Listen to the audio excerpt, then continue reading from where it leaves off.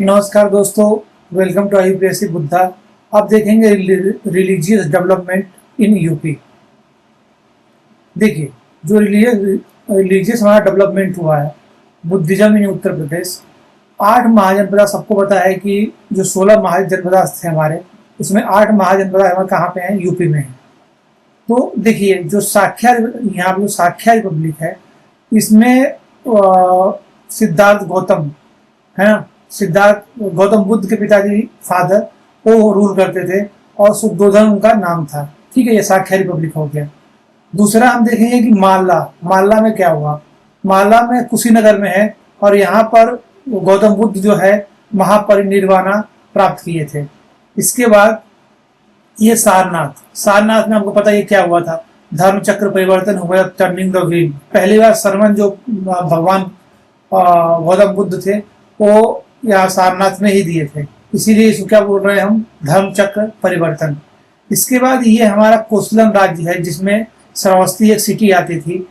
4 महीने तक जो हमारे गौतम बुद्ध थे यहीं पे रहते थे और सरमन अपना दिया करते थे। सबसे ज्यादा सरमन, सबसे ज्यादा ज्ञान जो उन्होंने दिया है वो श्रावस्ती में, जो कि कोसलन प्रसेनजीत वहां के राजा थे, वहां पे दिया है। वत्सा में आप देखेंगे कौशाम्बी में है, ये भी सपोर्टर थे किसके? बुद्धिज्म के। ये भी सपोर्ट करते थे किसको? बुद्ध को। तो कई लोग जो है वो फॉरेस्ट भी डोनेट किए थे हमारे गौतम बुद्ध को। श्रावस्ती सिटी जो है वो क्रिसेंट शेप में है। ओके, जो हमारी सिटी है श्रावस्ती, ये क्रिसेंट शेप में है।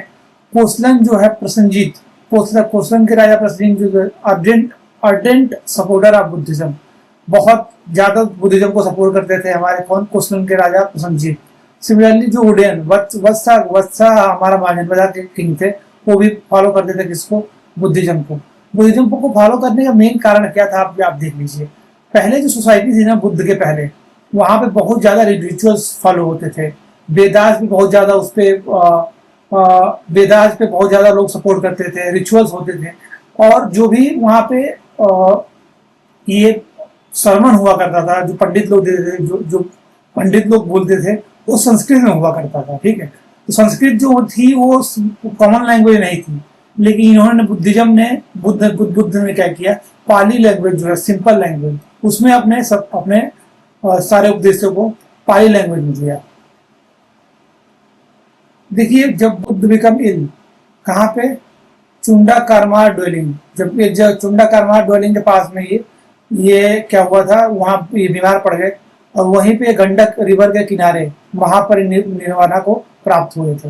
इनके जब इनको जलाया गया था तो 8 स्तूपा कंस्ट्रक्ट किए गए थे इनके एसेस से, जिसमें 4 जो है हमारे यूपी में है, जिसके एक का नाम हमारे धामेक स्तूपा है, जो हमारा कहाँ पे है? सारनाथ में है। देखिए, जैनिज्म की अब बात करेंगे। जैनिज्म के जो फाउंडर थे वो ऋषभ देव जी थे, जो 16 डायनेस्टी अयोध्या में पैदा हुए थे। जो ऋषभ देव के एल्डर सन थे, भारत बिकम ग्रेट एम्परर, जो नाम पड़ा है ना भारत हमारा, इन्हीं के नाम पर, भारतवर्ष के नाम पर ही ये भारत यहाँ पे नाम पड़ा हुआ है। पारसनाथ जो पारसनाथ जी थे, ये काशी में पैदा हुए थे और इन्होंने 4 इंपॉर्टेंट हमारे चीज दी थी। पहला सत्य दिया था, दूसरा अहिंसा, तीसरा अस्तेय और चौथा अपरिग्रह। निर्ग्रंथ जो था, निर्ग्रंथ का मतलब होता है कि इनके पास कोई बुक नहीं होगी अपनी। ठीक है, तो कोई बुक नहीं होता था, कोई बॉन्डेज नहीं होता था इनका। ठीक,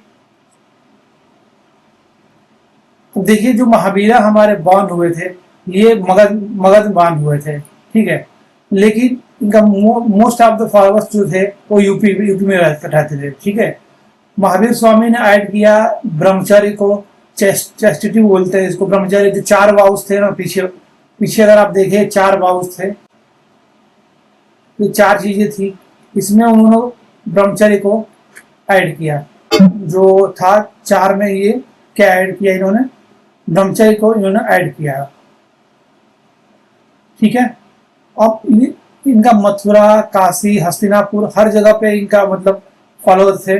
महावीर स्वामी जो है ये पावापुरी में इनकी मृत्यु हुई, जिसको हम क्या बोलते हैं? महापरिनिर्वाणा। ये केवल जैनिज्म और बुद्धिज्म ही नहीं था, भागवत वैष्णव और शैविज्म का भी यहाँ पे बहुत ज्यादा रोल रहा है। मेगस्थनीज की जो बुक इंडिका है उसमें शैविज्म के बारे में बताया गया है। सौर सेना थे हमारे मथुरा के, ये वर्शिप करते थे किसको, वासुदेव कृष्ण को, ठीक है, सौर सेना मथुरा वाले। जो स्कंद गुप्त थे हमारे, स्कंद गुप्त ने डोनेट किया विलेज गाजीपुर में for the worship of Krishna. Gupta period में आप जानते ही हैं, सबको पता है, गुप्ता पीरियड में दशावतारम टेम्पल बना जिसमें Vishnu resting on the divine serpent Sheshnaga, जो दशावतारम टेम्पल है विष्णु ये जो है शेषनाग पर लेटे हुए दिखाए गए हैं। देखिए काशी जो है हमेशा से प्रोमिनेंट सेंटर रहा है शैविज्म का, एबोर्ड ऑफ शिवा, शिव जी का घर बोला जाता है ये।